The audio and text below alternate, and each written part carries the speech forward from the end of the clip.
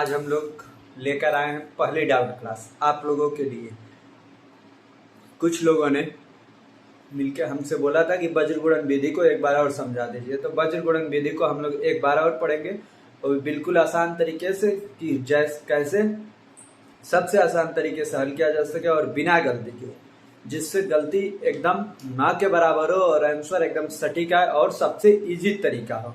सब कुछ को ध्यान में रखते हुए आज हम लोग पढ़ेंगे कौन सी विधि, वज्र गुणन विधि। आइए देखते हैं वज्र गुणन विधि। यदि इससे पहले एक आप लोगों के लिए कि यदि इसके और किसी और टॉपिक में यदि डाउट हो और आपने कमेंट ना किया हो तो कमेंट कर दीजिएगा। उसके लिए हम लोग अगले संडे को क्लास आपके लिए लेकर आएंगे। यदि आपने सब्सक्राइब नहीं किया होगा हमारे चैनल को तो सब्सक्राइब भी कर दीजिए। आइए देखते हैं आज का सवाल। आज हम लोग पढ़ेंगे वज्र गुणन विधि। वज्र गुणन विधि से किसका हल निकालते हैं? तो रैखिक समीकरण का। सबसे पहले ये हमें मालूम होना चाहिए कि किसका हल करते हैं, तो किसका, रैखिक समीकरण का। उसके बाद आया कि ये रैखिक होता क्या है। रैखिक समीकरण, रैखिक समीकरण ऐसा होता है जिसमें मैक्सिमम जो घात हो, अधिकतम जो घात हो, मैक्सिमम जो पावर हो, मैक्सिमम पावर 1 हो, अधिकतम घात कितना हो, अधिकतम घात 1 हो। अब कहीं पे ये मत कर दीजिए, कहीं पे यदि आपने x और y का मल्टीप्लाई कर दिया तो ये रैखिक बहुपद नहीं है। यह कौन सा बहुपद हो गया? यह हमारा द्विघात बहुपद हो गया। तो इसका स्पेशली आप लोग ध्यान दीजिएगा। कोई कोई ऐसे कर देता है तो ये गलत हो जाता है। उसके बाद देखिए समीकरण। तो समीकरण क्या होता है? जिसके समान में कोई वैल्यू आ जाए, जहां पे मतलब बीच में इक्वल लगा हो और दोनों साइड वैल्यू लिखा हुआ हो, तो ये एक प्रकार का समीकरण बन जाएगा हमारा। तो वज्र गुणन विधि से किसका हल करते हैं? तो रैखिक समीकरण का। रैखिक समीकरण को हल करने की 3 विधियां होती हैं। कौन कौन से? प्रतिस्थापन, विलोपन और तीसरी वज्र गुणन विधि। तो आइए आज हम लोग देखते हैं वज्र गुणन विधि। यदि इसके अलावा आपको प्रतिस्थापन और विलोपन भी सीखना हो तो उसके लिए हम डिस्क्रिप्शन बॉक्स में लिंक दे देंगे, आप लोग वहां से इसको देख करके समझ सकते हैं। आइए इसको हल करते हैं।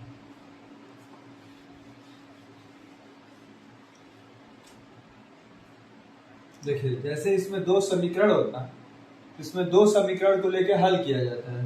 तो पहला समीकरण हो गया a1x plus b1y plus c1 equal to 0।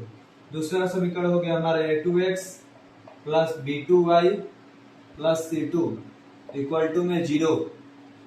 a1x plus b1y plus c1 बराबर 0, a2x plus b2y plus c2 बराबर 0। वज्र गुणन विधि बहुत ही इंपॉर्टेंट विधि है, क्योंकि इन 3 विधियों में से सबसे इंपॉर्टेंट कोई विधि है तो वज्र गुणन विधि।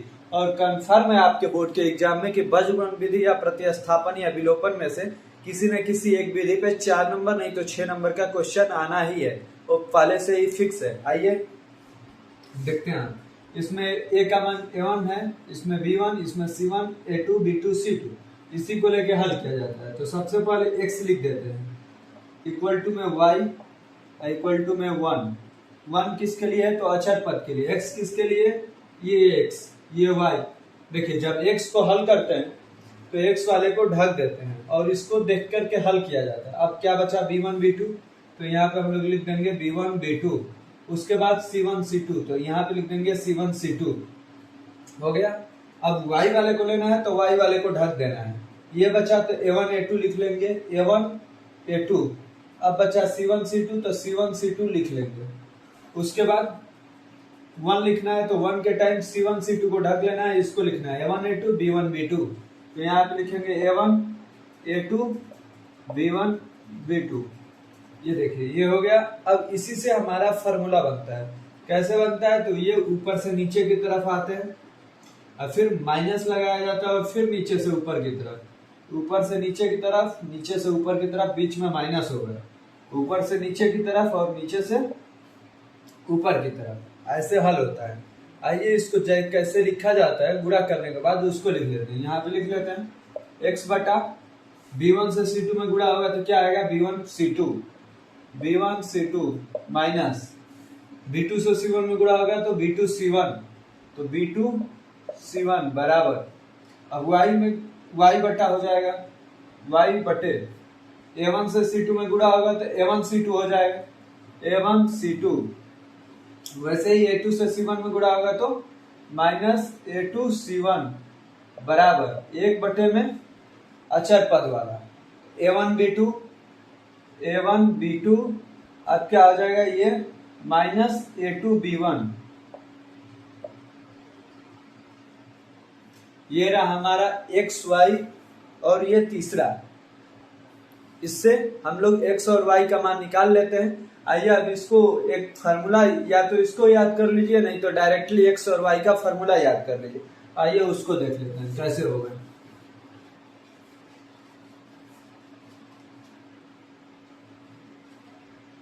देखिए जो ये x और y है, इसे एक बार 1 के बराबर कर लीजिए x वाले पद को, फिर से y वाले पद को 1 के बराबर कर लीजिए। x बटा B1C2 माइनस में B2C1 बराबर, अब ये अचर पद वाला लिख लीजिए, y को बीच में से हटा दीजिए, 1 बटे में A1B2 माइनस A2B1। देखिए यहां से x का मान निकल जाएगा। इसको याद कर लीजिए या इस पूरे को याद कर लीजिए। पूरा ये फार्मूला कैसे बनता है ये आप लोग सीख ही लिए हैं, तो इसको याद कर लीजिए। नहीं तो इसके अलावा एक और फार्मूला होता है, उसको x इक्वल टू ये वाला पद यहाँ पर रख दिया जाता है, उसमें B1C2 माइनस में B2C1 बटे में A1B2 माइनस में A2B1। तो या तो इसको डायरेक्टली इसको याद कर लीजिए, जिससे आपका x का मान निकल जाएगा। देखिए या तो इसको या तो इसको या तो उसको, देखिए इसको भी या इसको या इसको। यदि आपको बनाने फार्मूला आता है तो आप लोग बिना फार्मूले को याद किए हुए सवाल को देख के हल कर लेंगे, लेकिन यदि आपको बेसिक ही नहीं आता है तो एडवांस बहुत देर तक ये याद नहीं रहते हैं। जब तक आपको बेसिक नहीं आएगा, तो इसलिए बेसिक के लिए आप लोग एक बार फार्मूला बनाना सीख लीजिए, फिर ये अपने आप याद हो जाएगा। ये रहा हमारा x का मान, और ऐसे ही y का भी मान निकाल लेते हैं, तो उसको भी देख लेते हैं क्या होगा। y बटे में A1C2 माइनस में A2C1 बराबर 1 बटे में A1B2 माइनस में A2B1। ये रहा हमारा y का फॉर्मूला। इससे y का मान निकल जाएगा, या डायरेक्टली इसे लिख लीजिए y बराबर A1C2 माइनस में A2C1 बटे में A1B2 माइनस में A2B1। इससे हमारा किसका मान निकलेगा, y का मान निकलेगा। इससे पहले x का भी मान निकालना सीख गए, तो इसको आप बस याद कर लिए, ये तीनों अपने आप याद हो जाते हैं, बाकी के जो भी फार्मूले बचे। ये रहा हमारा वज्रगुणन विधि का फार्मूला कैसे बनता है। अब इस पे हम लोग एक एग्जाम्पल भी करके देख लेते हैं, क्योंकि जब तक सवाल हल नहीं करेंगे तब तक फार्मूले का कोई मतलब नहीं है। उसको हल करके देख लेंगे कि कैसे यूज में आता है। आइए देखते हैं। ये रहा इस पे उदाहरण। फार्मूला तो हम लोगों ने पढ़ लिया, उस पे ये सवाल कर लेते हैं। सबसे पहले इसमें a b c का मान निकाल लेते हैं। a1 का मान कितना है इसके लिए, a1 का मान है हमारा 1, b1 का मान, ये a1 b1 से मतलब क्या है, जहां पे 1 लिखा है ये पहले समीकरण से आएगा। a1 x का गुणांक होता है, b1 y का गुणांक होता है, यहाँ पे कुछ नहीं है तो 1 है। अब b1 का मान कितना है, -3। c1 का मान कितना है, तो c1 का मान है -7। वैसे ही दूसरे समीकरण से निकालेंगे a2 का मान, तो a2 का मान है 3, b2 का मान है -3, c2 का मान क्या है, तो c2 का मान है -15। ये रहा हमारा a2 b2 c2 a1 b1 c1। अब इस पे फार्मूला हम लोग लिख लेते हैं, उस पे हल करेंगे। फार्मूला क्या है, x बटे में b1 c2 माइनस में b2 c1। वैसे ही y बटे में c1 a2 माइनस में c2 a1। अभी आप लोगों ने ये सब फार्मूला देखा था, उसी को हम लोग हल करते हैं। अब क्या होगा, 1 बटे में a1 b2 माइनस में a2 b1। ये रहा हम लोगों का फार्मूला। अब इसको हल कर लेते हैं। क्या होगा इसमें, x बटे में b1 c2, b1 का मान -3, c2 का मान -15। तो क्या हो जाएगा, -3 गुणे -15 कितना आ जाएगा, 45। माइनस में b2 c1, b2 का मान -3, c1 का मान -7, -3 गुणे -7 21, तो माइनस में 21 बराबर y बटे में C1 का मान -7, A2 का मान 3, -7 गुणे 3 -21, ये हो जाएगा -21 माइनस C2 का मान -15, A1 का मान 1, -15 गुणे 1 -15 और ये माइनस माइनस प्लस हो जाएगा। अभी इसे -15 ही हम लोग लिख लेते हैं। 1 में A1 B2, A1 का मान 1, B2 का मान -3 गुणे 1 -3 माइनस A2 B1, A2 का मान 3, B1 का मान -3 गुणे 3 -9, यहाँ पे हो जाएगा हमारा -9। आप एक बार x वाले को हल कर लेंगे, एक बार y वाले को हल कर लेंगे। तो अभी इसको पूरा हल कर लेंगे, उसके बाद क्या हो जाएगा, x बटे 45 में से 21 जाएगा, कितना बचेगा, तो 5 में से 1 जा 4, 4 में से 2 जा 2, x बटा 24 बटे में y बटा -21 प्लस 15 हो जाएगा ये। वैसे ये वाला पद क्या हो जाएगा, तो 1 बटे में -3 प्लस 9। अब इसे हम लोग उधर साइड में लिख करके हल कर लेंगे, एक बार x के साथ, इसको इसके साथ और फिर से इन दोनों को एक साथ। तो x बटे में 24 बराबर 9 में से 3 जाएगा 6, तो 1 बटा 6।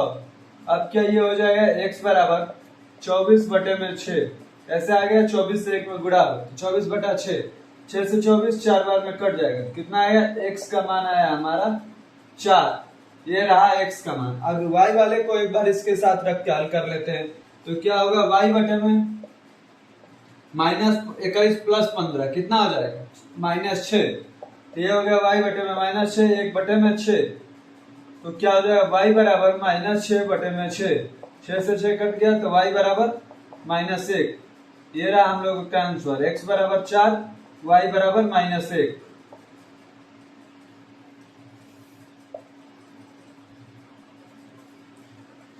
हमें उम्मीद है कि आप लोगों को समझ में आ गया होगा। यदि आप लोगों को समझ में नहीं आया होगा तो आप लोग वीडियो को बार बार देखेंगे तो समझ में आ जाएगा। और फार्मूला को रटिएगा मत आप लोग, फार्मूले को जहां तक होगा आप लोग समझिएगा। फार्मूले को समझ लेंगे तो उससे कभी भी कहीं भी आप लोग कर लेंगे, उससे कोई दिक्कत नहीं होगी।